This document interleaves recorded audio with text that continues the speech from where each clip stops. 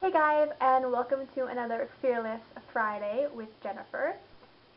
Today's topic is going to be all about change and your willingness versus your ability to change.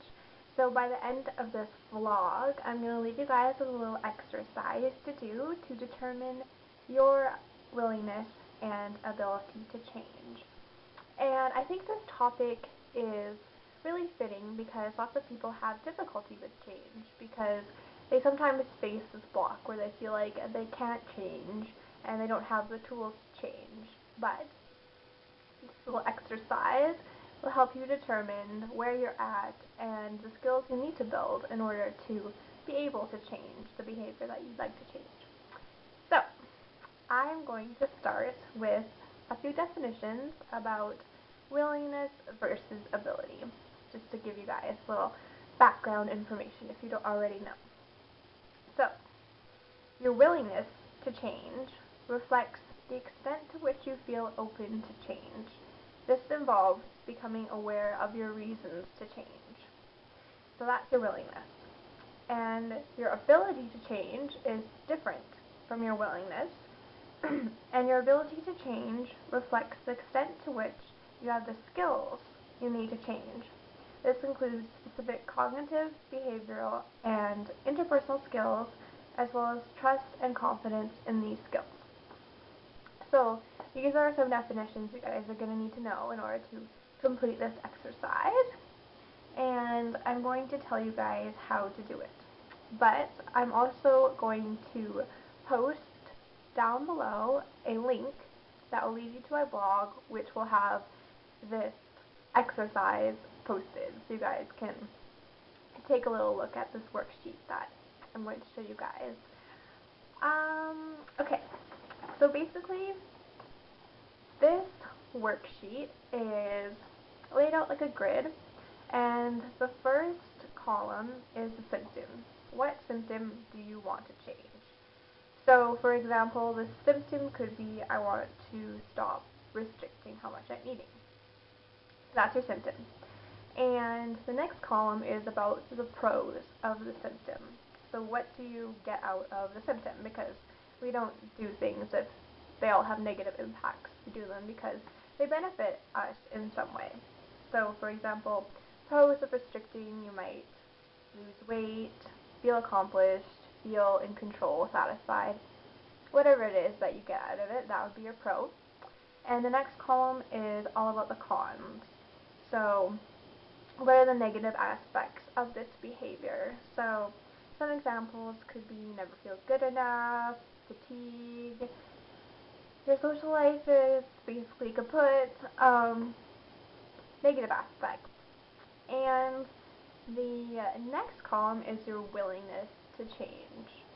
So realistically, how willing are you to change this behavior? So you really have to think about it and basically see where your willingness lies on a scale of 1 to 10. So perhaps if you're completely indifferent, on the fence, you might be a 5. If you're like, hell no, there's no way I'm changing this behavior, you'd probably be about a 1. And if you're like, I need to change this behavior, yes, let's go, let's do this, you might be like an 8 or 9 or 10, whatever you feel your willingness lies.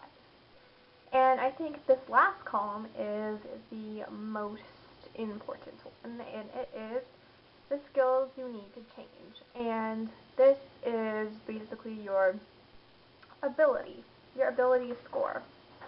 So the point of this exercise really is to score your willingness and your ability. And this will give you a little insight into what you need to work on in order to change. So, back to the last column, your ability score. So, what do you need to build skill-wise in order to be able to change this behavior? So, for example, you might need to be able to find another method to cope with anxiety. And you take this point, cope with anxiety, and you rate it. You rate your ability to cope with anxiety right now. So if my ability to cope with anxiety right now was really low, maybe like a 3 or something, I would need to work on my ability to cope with anxiety in order to change the behavior. You get it? So, say, I'll give you guys another example too. Say that another skill that you need is to be able to feel successful in other ways other than restricting. So you rate this point, my ability to be successful in other ways. I rate how my ability is at this moment. So say I feel completely unsuccessful, I'd rate it low. But if I felt really successful in other ways, I'd rate it high. So basically you want these skills, your ability to achieve these skills, to be rated high. Because once they are rated high, then you're going to be able to change these behaviors much easier than you would if your ability to change them was low. So, I hope you guys are following along with this. So in order to change, you need high ability and high willingness. And this exercise just gives you guys a little information into where you are on this change path. So once again, I'm going to post the exercise down below. And if you guys want to check it out before you hear this video, it'll probably help you guys to follow along a little easier. But yeah, this was basically my topic today, change, because change is so very important. So I hope this helped you guys a lot, and leave me some comments down below, and I'll see you guys next Friday. Lots of love. Bye.